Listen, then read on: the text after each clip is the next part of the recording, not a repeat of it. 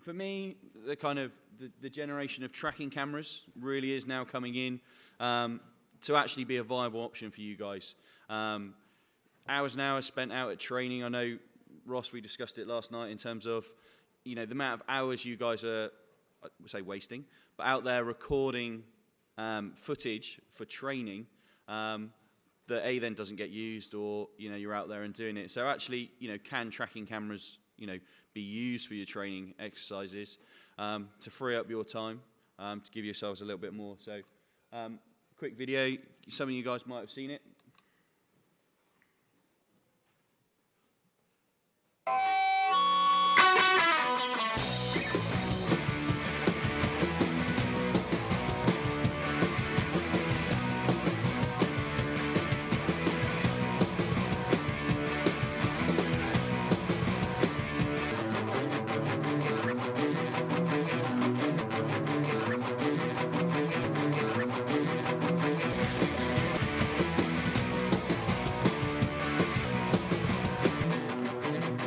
Product, Solo Shot was that example. There's many more out there. Some are now even coming with zoom, so they will zoom in and zoom out.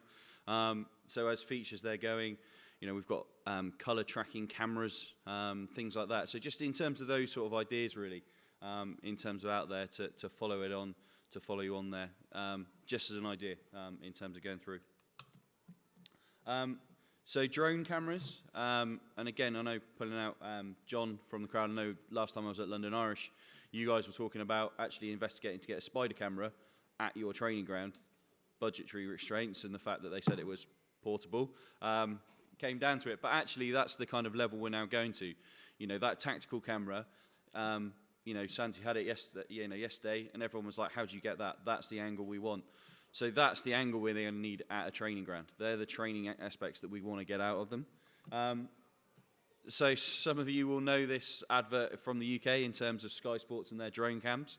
But actually, I don't think they're too far wrong in terms of where sport will go to have it. So imagine mixing the two together of a drone cam and automatic tracking.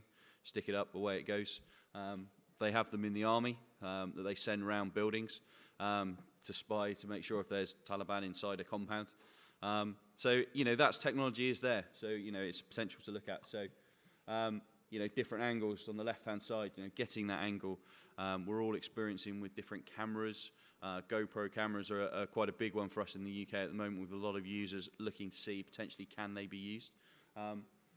So stick it on a helicopter and away you go. Actually then giving you that extra angle, that extra height to where you want to go in.